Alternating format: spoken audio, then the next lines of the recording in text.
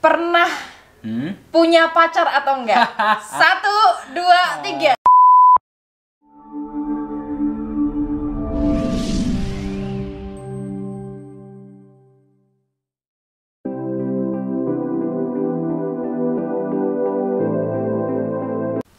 Halo teman-teman, kita sudah sampai di episode yang teman-teman pasti tunggu-tunggu. Karena apa? Kita akan tantangin Frater, menantang Frater. Tadi kan Ask the Jesuit, I think that's done, right? Okay. Sekarang kita mau lebih dengar gimana Frater, mungkin depan-depan dulu, santai-santai dulu lah. Okay. Frater, gimana cara Frater mengambil keputusan, utamanya dalam hal mungkin Jesuit ini ya, itu kan pasti menarik dan banyak teman-teman pengen tahu. Oh begitu ya, jadi cerita menjadi Jesuit gitu. Wah, Bisa lah. Ini bisa 1 jam intimisi po, tapi ya tentu saja dengan singkat itu ya. Sederhananya begini teman-teman. Ketika saya kecil itu saya punya seorang saudara Pak D itu ya. Dia seorang misionaris, dia bekerja di Papua, terakhir dia bekerja di Fiji, satu pulau kecil di ya Asia Pasifik sana lah. Saya juga nggak tahu, kecil lah, pokoknya pulau kecil. Lalu pokoknya dia seru lah, menurut saya seru lah. Dia pulang liburan, ngajak kami main, kasih macam-macam hadiah dari Papua, dari India, dari macam. Wow, kelihatannya keren itu. Oke. Itu keren. Pengalaman itu menarik ya. Ya waktu itu sebagai anak kecil ya, dia kan sering kirim surat. Nah suratnya itu susah dibaca, saya sendiri nggak bisa membaca. Lalu dibacakan ibu saya. Oke, itu menariknya karena dapat bisa membaca ya pada akhirnya. Oke. Terus. Ya Pak Di saya kan bercerita tentang alam di tempat lain, suasana di tempat lain, dan itu ditulis dalam surat, dan surat itu dibacakan ibu saya. Dan saya mendengar, wow keren juga ya ketemu kanguru, wow ketemu juga ya burung kasuari misalnya itu imajinasi, oh katanya seru nih jadi Romo. Itu ketika kecil, tapi terus hilang kan cita-cita itu. Ya saya misanan kecil pakai apa Milton waktu itu. Tunggu. Jadi waktu teman-teman dulu main mungkin robot-robotan, kalau dulu saya pasaran gitu ya, yang lainnya main mobil-mobilan, main misa-misaan. Waktu kecil lah, waktu SD kali ya. Itu ada temennya nggak Frater tapi? Sendiri sih. Iya ampun, jadi bisa komuni. sendiri, Jesus Christ, oke. Saya komuni ya, itu karena saya melihat Saking ini ya. Iya Pak D saya ya. Waktu itu keren. Tapi cita-cita itu hilang lah setelah saya kelas 4 SD. Saya kenal badminton, lalu keluar malam, tiap malam pergi main badminton. Keluar malam. Lalu ya sudah hilang lah cita-cita itu sampai SMP. Ketika SMP, sebenarnya saya hanya butuh tantangan itu. Saya merasa bosan dengan hidup yang gitu-gitu aja gitu ya. Lalu saya, wah kelihatannya seru mana ya? De Brito, wah kelihatannya menantang juga nih. Taruna Nusantara, wah ini seru juga nih. Vanit kelihatannya juga menantang nih. Tapi De Brito teman saya SMA ada yang udah masuk De Brito, nggak lagi menantang. Terus Taruna, wah kelihatannya nih boleh juga nih, harus fisik kuat. Wah saya udah lari-lari segala macam. Oke. Tapi waktu itu ada satu teman saya yang ngajak, kamu kenapa nggak coba seminari? Seminari? Ini sesuatu yang bagi saya seperti apa ya? Sesuatu yang sangat aneh itulah menurut saya tuh. Kayak di bom Nagasaki. Iya pokoknya sesuatu yang aneh dan menantang. Makanya oke, saya coba temenin teman saya masuk seminari. Dia nggak keterima, saya diterima. Lalu saya akhirnya, wah sudahlah, saya coba. Kok ketawa sih, jahat banget ya? Wah, ya saya nggak menertawa, tapi bagi saya aneh itu karena saya nggak berminat sangat kuat. Nggak persiapan justru ya waktu itu ya. Oke. Tapi jalan Tuhan dong. Ya, pada akhirnya saya merasa begitu. Oke. Terus. Terus sampai mana? Sampai diterima di seminari. Diterima di seminari ya tentu saja ada kegalauan ya. Ini kok aneh, teman saya yang sangat bersemangat tidak diterima, saya katakanlah setengah hati itu coba-coba diterima. Tapi itu tadi misi Bu ya, yang namanya suatu saya bisa mengatakan kehendak Tuhan itu saya rasakan dengan 3 hal tadi itu, tumbuh, berbuah dan bahagia. Selama di seminari saya merasakan itu semua. Jadi yes, I think. Tapi ya itu kan ketika apa ya, itu kan akhirnya pada proses penerimaan diri dan meyakini sebenarnya. Tapi ada proses di depan yang namanya mengambil keputusan. Mungkin tadi kalau bahasa saya berarti walaupun tadi Frater bilang setengah hati. Nah, berarti sisi mengambil keputusannya gimana? Apakah waktu Frater mengalami itu, atau misalnya mau yaudahlah aku daftar aja gitu.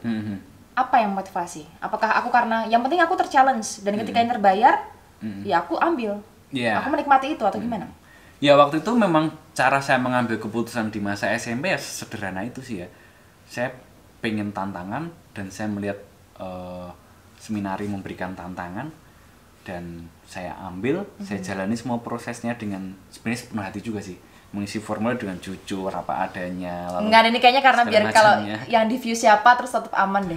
Enggak sih, memang kayak gitu. Lalu memang pada akhirnya kan ya diterima. Lalu saya pokoknya sebelum pengumuman itu memang saya berdoa sih Miss Ibu. Saya ini nggak berbohong gitu ya. Saya berdoa pokoknya kalau apapun yang terjadi saya menangkapnya itu sebagai satu jalan yang diberikan pada Tuhan. Maka wah diterima, ya sudah saya. Oh itu perasaannya apa? Senang? Atau sebenarnya lebih surprise ya? Surprise ya? Nggak nyangka gitu. Lalu ya karena saya berdoa itu ya, saya membawa proses pengambilan keputusan itu dalam doa. Lalu ya sudah, saya merasa itu konfirmasi Tuhan atas doa saya. Kan saya minta tunjukkan jalan yang terbaik. Lalu diberilah jalan itu yang tidak saya duga-duga. Ya saya jalani dulu. Oke, benar-benar. Lalu singkat cerita ketika saya jalani 4 tahun, banyak teman saya keluar dan banyak persoalan kejadian kayak gitu, tapi saya kok tetap merasa ini jalan saya. Ya itulah yang terjadi dalam proses pengambilan keputusan. Saya membawa dalam doa, lalu ada konfirmasi yang saya tangkap di perjalanan. Gitu Miss Ibu. Ya, jadi ketika kita mengambil keputusan itu juga ternyata melibatkan proses di dalamnya, yaitu proses menerima, proses memasrahkan pada Tuhan juga ya. Iman. Sehingga membuat itu iman membuat iman yang hidup, sehingga itu tidak serta-merta tentang kita saja yang mengambil keputusan, tetapi juga mengenai aku percaya dengan Tuhan dan Tuhan akan mendampingi gitu ya. Maka kalau karena sebelumnya waktu di awal kan lawak ya, terima gitu. Tapi sebenarnya tidak selawak gitu ya. Selawak itu. Ada proses sih itu. Ya kalau saya di slide saya di kelas 12 itu saya mengatakan ada satu prinsip tadi ya, follow your heart, use your head.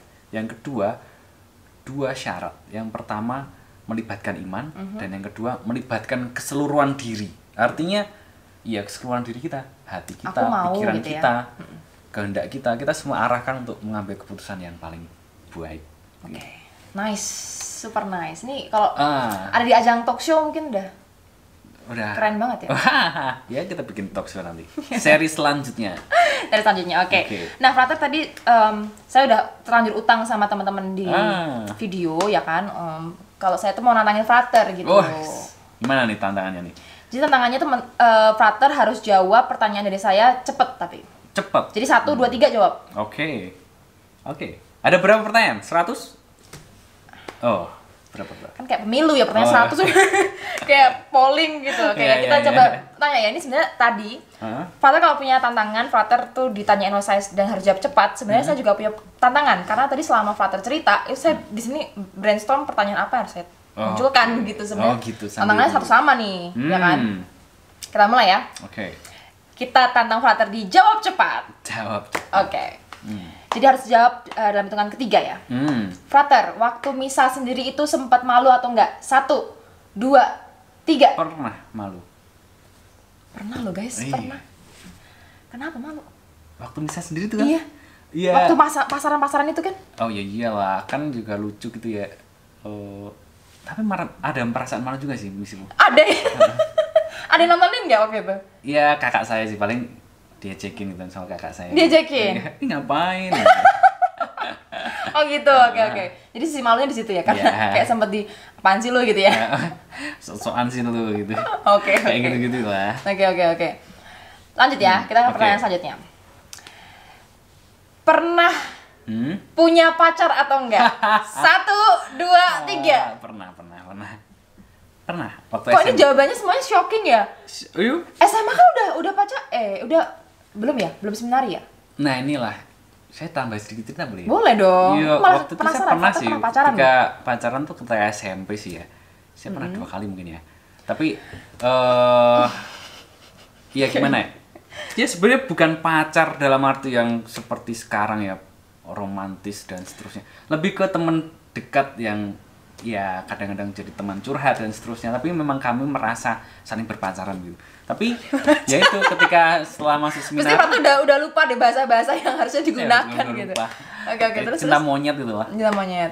Tapi ya itu ketika saya waktu itu udah diterima seminar gitu ya. Kebetulan si teman perempuan saya itu juga melanjutkan ke kota lain. Oh, kirain jadi suster juga. Enggak sih.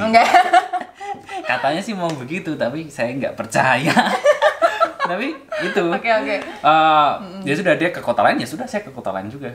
Artinya kita nggak pernah ketemu lagi. Berarti selesai di situ? Iya, begitu. Ya tidak sangat serius sih, tapi pernah. Jadi waktu itu berarti ada bentukan kayak kita pacaran ya gitu, ada? Oh ada. Iya tentu dong. Frater nembak? Pergombal-gombal. Oh iya dong, serius dong. Gitu ya? Ya saya bikin video gitu, saya kirim. Dia. Itu mah niat. Itu mah niat beneran deh. Ya, lu saya pernah ditembak cuma lewat WA doang. Oh ya? Nggak niat banget ya? Oke. Berarti versi yang niat ya? Iya, versi niat ya. Okay. Saya kan serius juga. Sekarang seriusnya sama Tuhan ya? Ya tentu saja itu tadi ya, bagian dari pengambilan keputusan itu kan ketika sudah diputuskan kita menjalannya dengan serius. Sepenuh hati ya. Itu salah satu hal yang penting juga. Jadi menarik. Berarti sebenarnya pengambilan keputusan tuh yang disorot bukan harus hal besar ya, Frater? Tentu saja. Tapi menjadikan habit. Itu nggak sih, Frater? Persis. Memang kita arahnya kan kalau kita lihat struktur pengambilan keputusan Ignatian itu kan seperti flowchart itu. Ini gitu. Dan itu seperti prosedural sekali. Memang cara kita belajar seperti itu, step by step, langkah demi langkah. Oke deh, sekarang kita ke pertanyaan terakhir. Oke. Boleh, Frater ya? Jawab cepat, tantangan terbesar selama menjadi Jesuit. 1, 2, 3. Tantangan terbesar. Iya, menghadapi surprise itu. Itu. Hidupnya full of surprise ya? Yeah, dari masak-masakan tadi, pasaran misa-misa sampai keterima di seminari. Terus karena surprise, karena jadi Yesuit itu kita nggak, dalam tanda petik ya, kita nggak pernah milih hidup di mana, bekerja sebagai apa. Itu kadang-kadang tiba-tiba saja ada suatu keputusan yang dibuatkan oleh pembesar kepada kami, dan ya tidak ada kata lain selain iya gitu. Saya sudah berkawal ketaatan, maka apa gunanya gitu saya kalau diberi tugas di suatu tempat tapi saya menolaknya itu. Itu bagi saya itu menantang sih misifu, tapi juga seru karena ada sesuatu yang baru terus. Itu yang bagi saya sendiri menantang dan seru. Berarti bisa kita katakan bahwa sebenarnya keputusan itu selalu ditantang juga ya, Frater ya, untuk ayo kamu ambil keputusan, ambil keputusan. Jadi memang akan terus terjadi dan mungkin kita harus fleksibel kali ya, Frater ya, belum jadi Romo. Kita harus fleksibel juga mungkin ya, kayak tadi Frater bilang bahwa ya kalau kondisinya begini saya juga harus bisa siap untuk menghadapi itu gitu ya. Jadi bukan masalah kecemasan berulang juga, ketika kita sudah siap sebenarnya ya dihadapin aja. Iya gitu. Tapi kan tentu saja itu landasannya kan bagaimana kita sendiri melatih diri untuk itu tadi, peka terhadap tanda-tanda konfirmasi dari Tuhan atas keputusan kita. Maka apapun situasinya, surprise apapun, kita punya pegangan-pegangan itu tadi yang membuat kita bisa terus move on. Makanya di situ ada istilah always on the move gitu. Selalu dalam langkah. Frater, closing statement untuk teman-teman yang nonton, punya pesan apa? Closing statement saya agak panjang, nggak apa ya, supaya kita bisa lebih jelas itu. Dari awal kelas itu kan saya mengajak kalian untuk bertanya apa yang kamu kehendaki, lalu apa yang kamu inginkan dalam hidupmu. Itu satu langkah, setengah langkah dari discernment Ignatian. Setengah langkah selanjutnya itu adalah bertanya, Tuhan mau apa dengan hidupmu? Itu yang jarang kita tanyakan, dan saya mengajak kalian untuk berani bertanya hal itu. Lalu pada akhirnya langkah Ignatian dalam mengambil keputusan setelah kita mencoba dengan segenap diri kita, pikiran kita, data yang kita peroleh, lalu juga dengan mencermati perasaan-perasaan yang bermain, termasuk pengalaman masa lalu dan segala macam hal yang bisa menjadi bias dalam mengambil keputusan. Kita sadari itu semua. Langkah yang tidak kalah penting adalah kita berani mengambil keputusan. Jangan takut untuk terus dalam keraguan, tapi ya kamu harus memutuskan bahwa nanti ada salahnya. Itu sangat mungkin kamu salah mengambil keputusan, tapi satu hal yang perlu kalian yakini, Tuhan akan selalu menunjukkan tempat di mana kamu tumbuh, berbuah dan bahagia. Tumbuh tidak hanya soal saya berat badannya sekian jadi sekian, tetapi tumbuh secara utuh gitu ya. Ya secara fisik, secara emosional, secara iman, secara rohani, tumbuh, tapi juga berbuah. Pertumbuhan tidak hanya untuk dirimu sendiri, tetapi berbuah bagi orang lain dalam pelayanan, dalam tindakan kasih. Dan yang jangan lupa, kita harus juga menangkap kebahagiaan-kebahagiaan yang menyertai pilihan kita itu. Nah, ketika itu semua kita sudah lalui, bolehlah kita yakin bahwa kita berada dalam jalan Tuhan itu. Kurang lebih seperti itu, Miss Bu. Yang pengalaman hidup saya mengkonfirmasi hal seperti itu, dan saya yakin itu akan juga terjadi dalam hidup kita masing-masing. Kalau kita mau itu deh, mengambil keputusan dengan langkah-langkah yang menggunakan hati, menggunakan pikiran, tapi juga melibatkan iman itu. Luar biasa. Terima kasih Frater. Tadi setelah kita cekik lu kesana kesini gitu ya, akhirnya saya benar-benar di sisi closing ini tuh benar-benar merasa teduh sekali karena terima kasih sudah banyak mengingatkan kami semua untuk tetap rendah hati, tidak hanya untuk mendengarkan kata diri sendiri, karena ketika kita mendengarkan diri sendiri mungkin penuh dengan keraguan pada akhirnya dan penyesalan juga pada akhirnya karena kita berfokus hanya pada aku. Tapi terima kasih sudah mau mengajak kami untuk lebih membumi pada akhirnya. Terima kasih sekali Frater, kesempatan yang luar biasa mendengarkan cerita misa-misa sampai dengan yang bagaimana mendengarkan kehendak Tuhan. Terima kasih juga. Jadi episode ini menjadi satu tanggapan saya atas pertanyaan-pertanyaan yang masuk di Google Classroom di sesi Ask the Jesuit, dan juga sekaligus saya menjelaskan langkah demi langkah Ignatian dalam mengambil keputusan yang sedang dan akan teman-teman hadapi. Gitu ya. Ya, luar biasa. Terima kasih. Juga, selamat berproses teman-teman. Semoga video ini menjadi teman ya untuk teman-teman berproses.